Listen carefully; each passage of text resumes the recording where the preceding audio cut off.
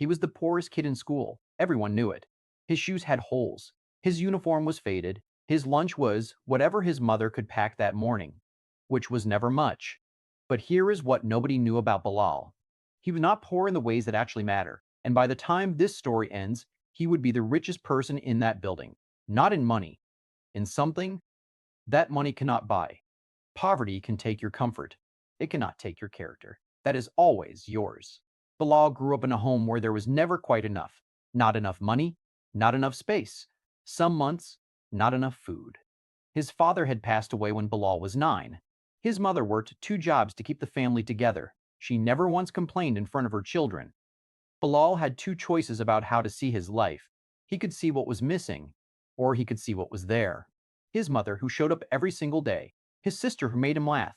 A home that was theirs. A school that was free. Books he could borrow. He could not control what he had been born into. But he could control what he had been born into. But he could control what he noticed. And what he chose to carry. Stillness is not emptiness. Sometimes is the greatest gift a simple life gives you. The other students had things Bilal did not.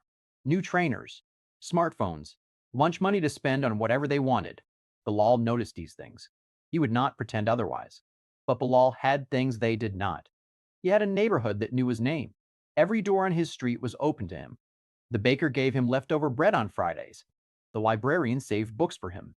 The mechanic across the road taught him how to fix a bicycle because he saw a boy who paid attention. He had a table that felt full even when the plates were not, because everyone at it was present. Nobody was looking at a screen. Nobody was somewhere else. They were there, completely and only there. And he had discovered something extraordinary.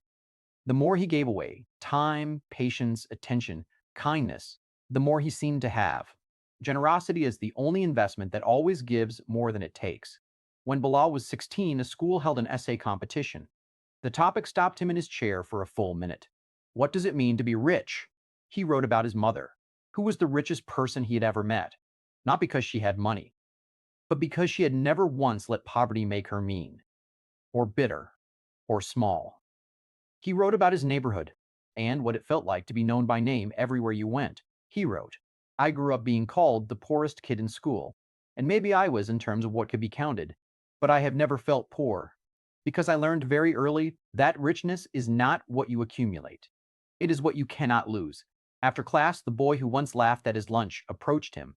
That essay, did you really mean all of that? Every word?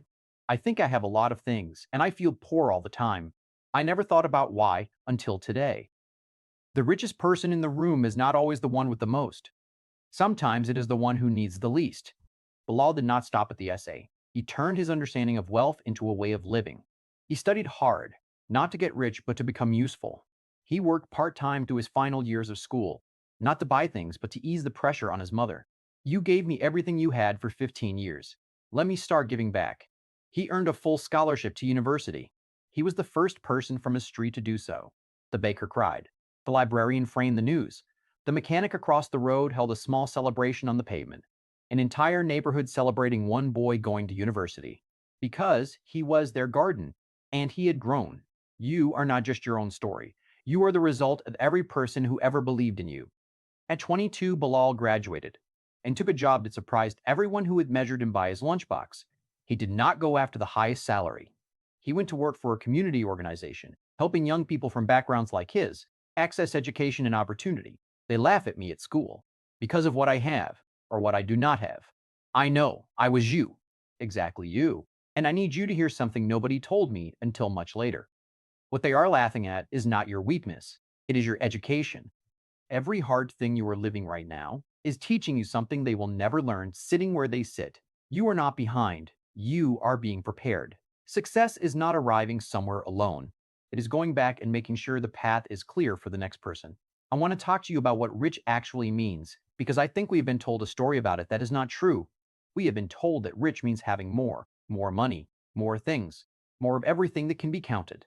And we spend our whole lives chasing that kind of more, and when we get it, we find it does not feel like what we thought it would. The richest I have ever felt had nothing to do with what was in my hands. It had everything to do with what was in the room, the people, the connection, the sense that my life had meaning beyond myself, that I was useful, that I was known, that I was loved. Those things cannot be bought. They can only be built slowly over years through the choices you make about how you treat people, about what you pay attention to, about what you decide is enough. I grew up the poorest kid in school. I am one of the richest people I know, and I would not trade a single piece of what made me for anything money could offer instead. True wealth is not what you have. It is who you are when you have nothing. Tell me something. What is the richest you have ever felt? And did it have anything to do with money? Drop your answer in the comments. I genuinely want to read every single one. And if this story reminded you of someone who is living simply but living fully, share this with them today. Let them know someone sees it. Subscribe to Rise Tales for a new story every week. Because the most valuable things in life were never for sale, and the most important stories are never about money. This is Rise Tales, real lessons, animated lives. And your story? It starts right now.